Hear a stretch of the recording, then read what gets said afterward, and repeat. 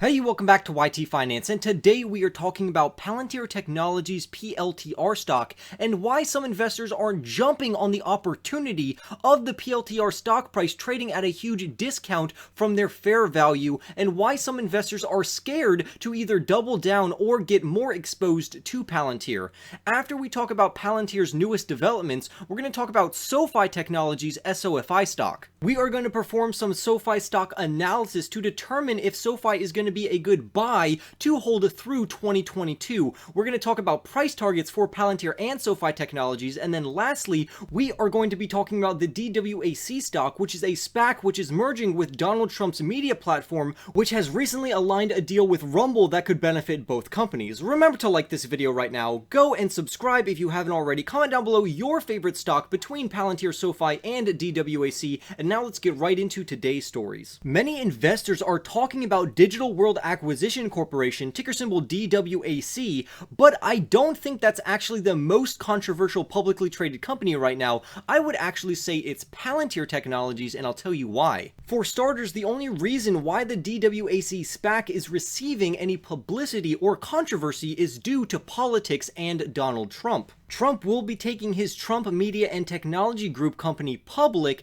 and that's going to allow people to access things such as their Truth Social platform, which will supposedly allow Americans to voice their own opinions without fear of being muffled or muted by the platform itself, which has occurred on other social media platforms such as Twitter and Facebook, mostly when it revolves around political issues. But Palantir is controversial in a different type of way due to their ongoing business and relationship with the U.S. Immigration and Customs Enforcement Agency, which oversees and facilitates the deportation of people out of the country. Another reason why Palantir is rather controversial is because they have access to so much data, including satellites and medical records of human beings, that some people think it's an invasion of privacy, and they are doing all of this for the government or the private sector. From an internal standpoint, Palantir has two controversies, and it's either one, that their insiders and executives are selling their shares, or that it's their stock-based compensation program. And in this video, we're going to focus more on their executives selling their shares, because if this is a good company, why don't we see more executives and higher ups buying Palantir, especially at this discount? So why are executives selling while the stock price was high and while it's supposedly cheap? Because right now the PLTR stock is trading at around $19 per share.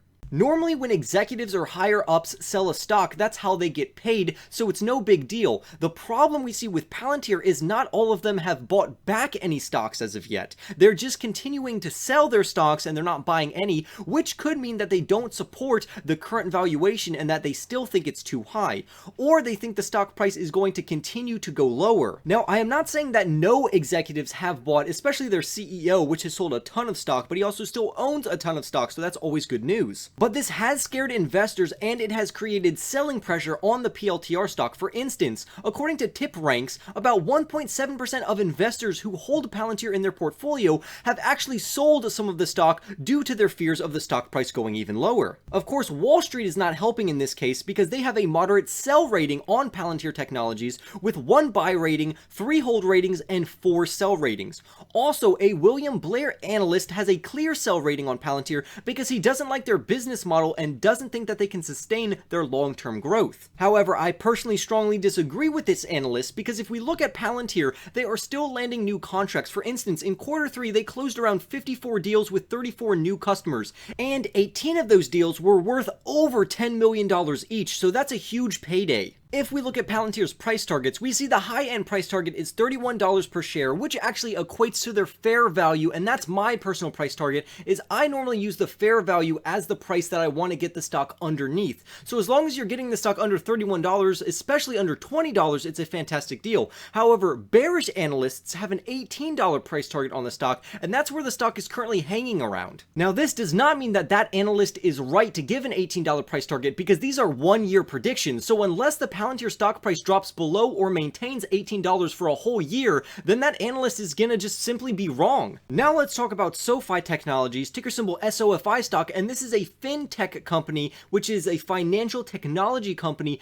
and it's taking Wall Street by storm because Wall Street overall is very bullish on this stock, and so am I. I want to know what the SoFi stock price will be late in 2022, and I think it's going to be rather high, and I'm going to use data and evidence and price targets from analysts to prove this point and why it's very undervalued right now. SoFi is a very disrupting company because they want to disrupt the traditional banking system, and right now banks make a lot of money from the difference between what they can borrow at a cheap interest rate and what they can lend out at a higher interest rate, so they can use that difference and margin for their benefit. It's basically like printing money for them. For instance, let's say that the bank borrows $2,000 and then you use a credit card which has a 15 to 20% interest rate to buy something for $2,000. They are making a phenomenal return on the investment just based off of the interest, which is why I call this printing money. And SoFi is developing their credit and personal loan segments, and this is going to act as a springboard to not only increase the revenues of the company but also increase the stock price. In the current stock market environment, many investors are taking profits on plays such as Palantir and Sofi Technologies, which is just good risk management.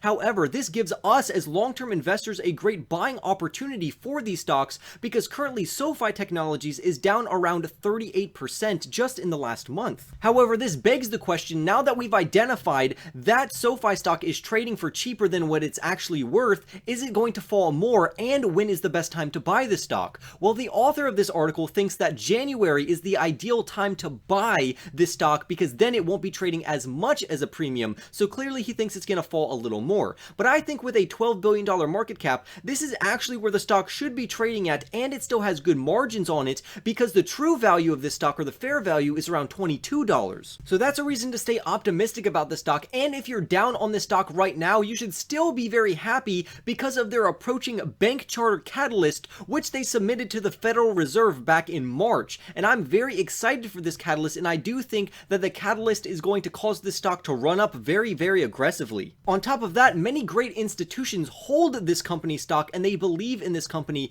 including the company that merged to take this company public back when they were a SPAC, and that's Social Capital, which still holds around 85% of their original investment. Now let's get into some numbers. So Wall Street is very happy with SoFi stock, and they have a great median price target on the stock of $26, which give or take gives us around 77% upside from the stock's current price, and this to me signifies that the stock is a buy right now, especially because it's trading below its fair value, which I said earlier. Now let's talk about Digital World Acquisition Corporation, ticker symbol DWAC, which we touched on earlier, and this is the company that is taking Donald Trump's media company public. Also, it's going to invigorate their Truth Social platform, which is going to add competition to other social media platforms like Twitter and Facebook. And they have signed a deal with Rumble, and if you don't know what Rumble is, it's basically just like YouTube, and Rumble themselves are also going public under ticker symbol CFVI. So both of these companies are going public through a SPAC, and they have a mutually beneficial deal. But now I want to talk quickly about Rumble because I even might invest into the SPAC. Just listen to this. Their average monthly active users went from 1.6 million all the way to 36 million, which represents a 2,150% increase. However, I personally would still need to do more research on this company because I don't think YouTube is going anywhere.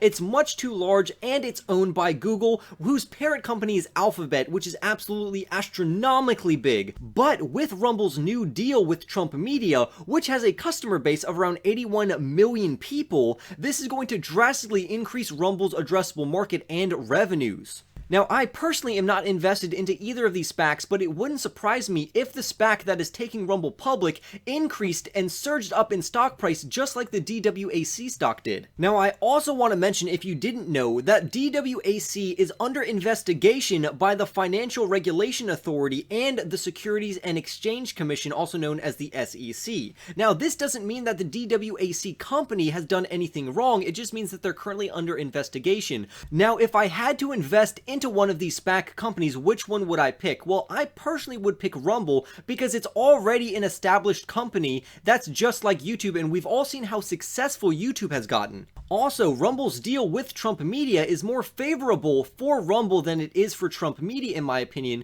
so the majority of the value is over on Rumble. Now, with that being said, the overall sentiment and outlook for both of these SPACs are very bullish. However, I personally, like I said earlier, am not invested into either of these companies because I want to see and I want to be able to see their balance sheets, I want to see their quarterly earnings reports, I want to see their revenues, their cash flows, and all the boring, nerdy financial stuff before I make an investment decision. But what do you think? Comment your thoughts down below. Remember to like this video if you haven't already, subscribe if you are new, and I will see you in the next YT video.